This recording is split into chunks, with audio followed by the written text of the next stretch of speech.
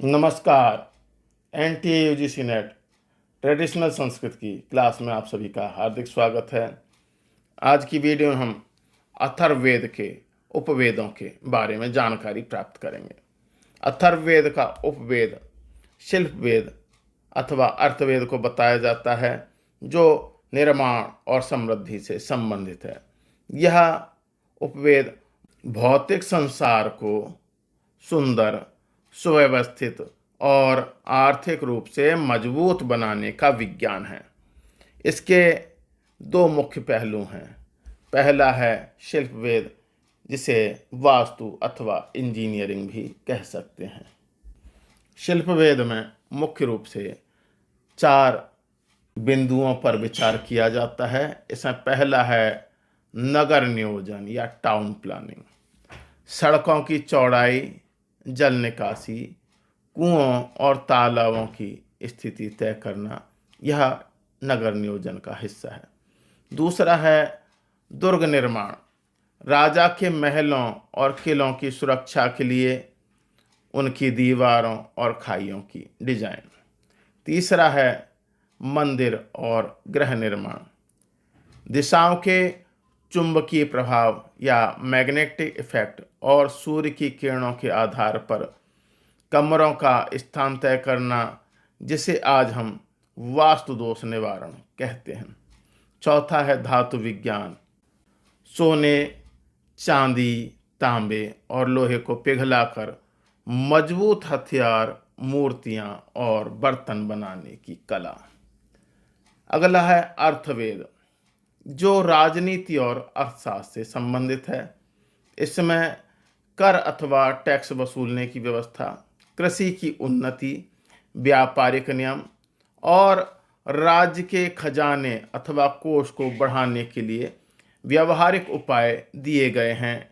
इसका उद्देश्य समाज में गरीबी को मिटाकर समृद्धि लाना था। अथर्ववेद के ब्राह्मण गोपथ ब्राह्मण में अथर्ववेद के 5 उपवेदों का उल्लेख मिलता है, जो इस प्रकार हैं। गोपथ ब्राह्मण में पारंपरिक रूप से मान्य उपवेदों के अलावा अथर्ववेद के 5 विशिष्ट उपवेदों का विशेष रूप से उल्लेख मिलता है। गोपथ ब्राह्मण के पूर्व भाग के अनुसार अथर्ववेद के जिन 5 उपवेदों या विधाओं को वेद तुल्य सम्मान देकर वर्णित किया गया है, वे निम्नलिखित हैं। गोपथ ब्राह्मण के अनुसार अथर्ववेद के 5 उपवेद इस प्रकार हैं। इसमें पहला है सर्पवेद।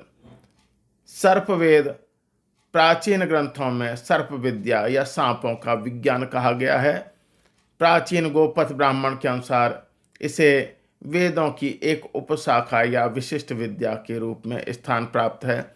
इसमें सांपों की प्रजाति, उनके व्यवहार और उनके विष का अध्ययन शामिल था।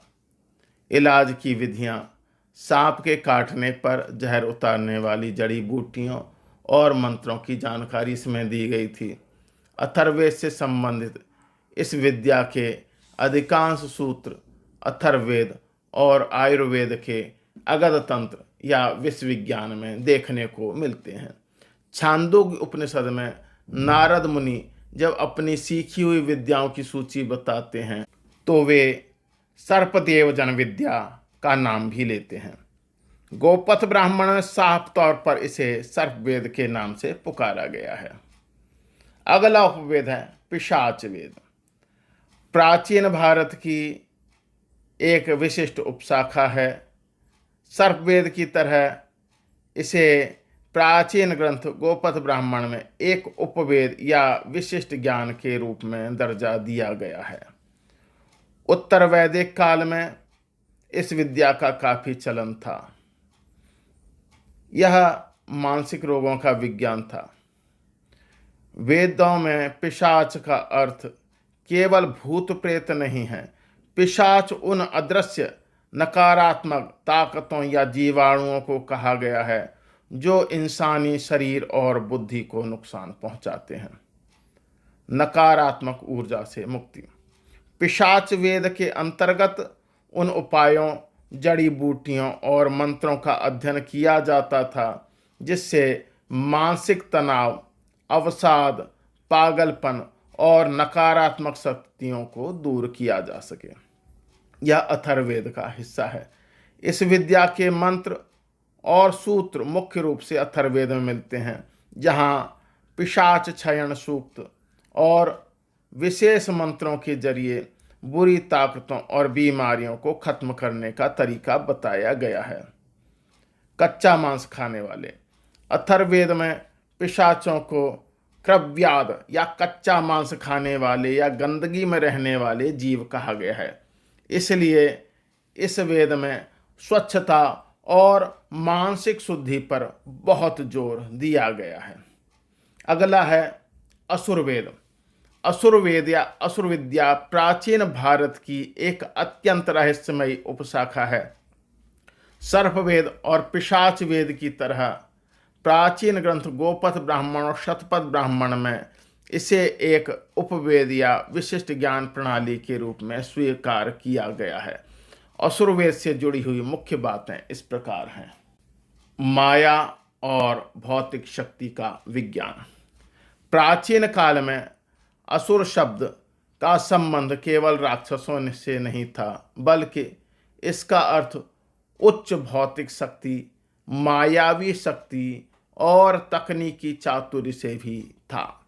असुरवेद में भौतिक जगत को नियंत्रित करने वाली गुप्त शक्तियों का अध्ययन किया जाता था। मायावी युद्ध कौशल।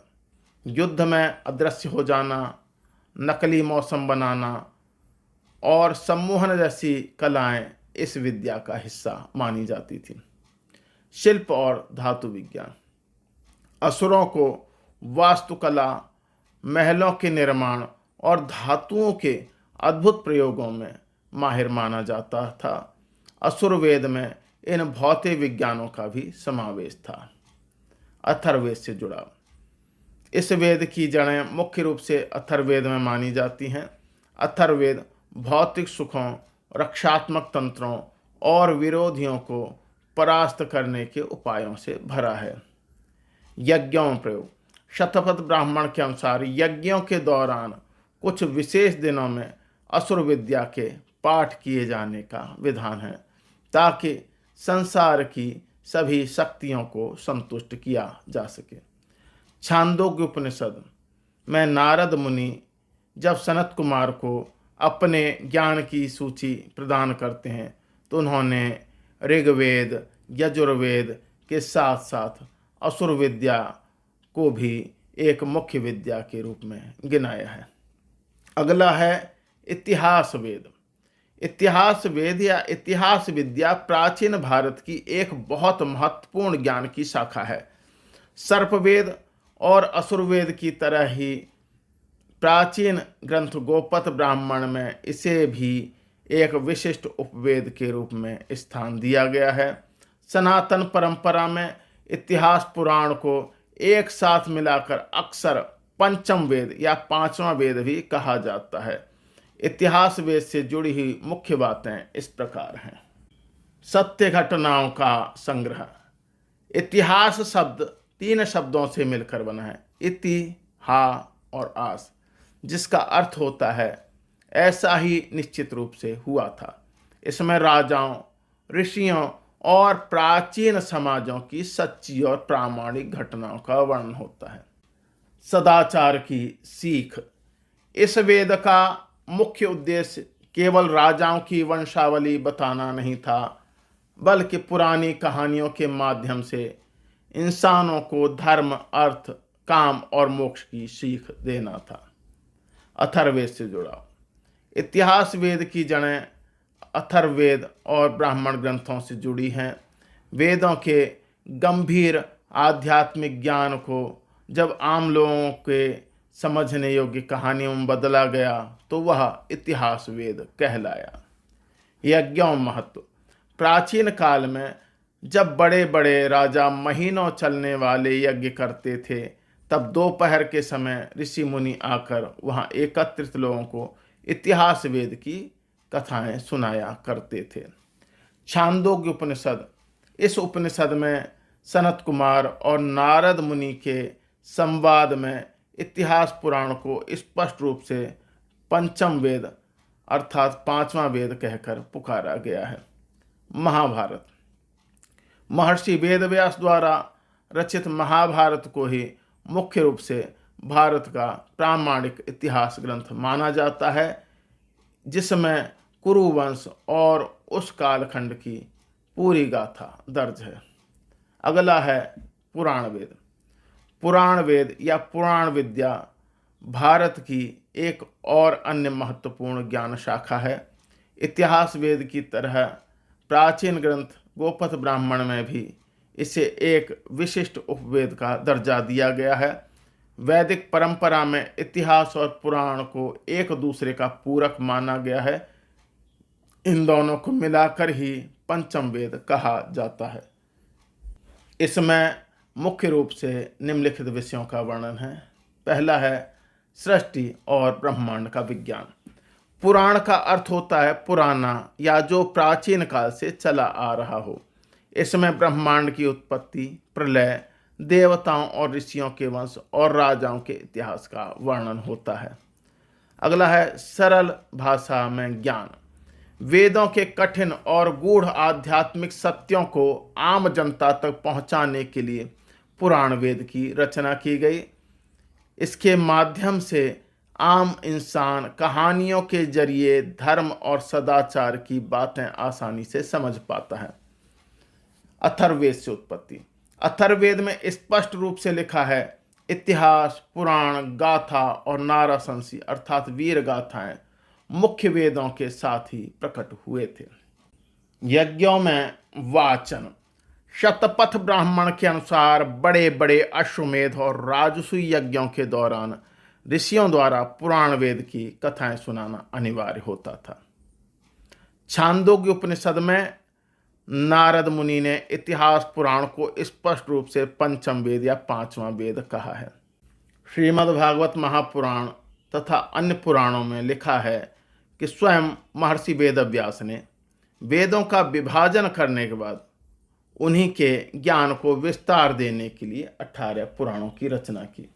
इस प्रकार हमने वीडियो के इस भाग में अथर्ववेद के उपवेदों के बारे में जानकारी प्राप्त की। मेरे साथ जुड़े रहने के लिए आप सभी का बहुत बहुत हार्दिक धन्यवाद। नमस्कार।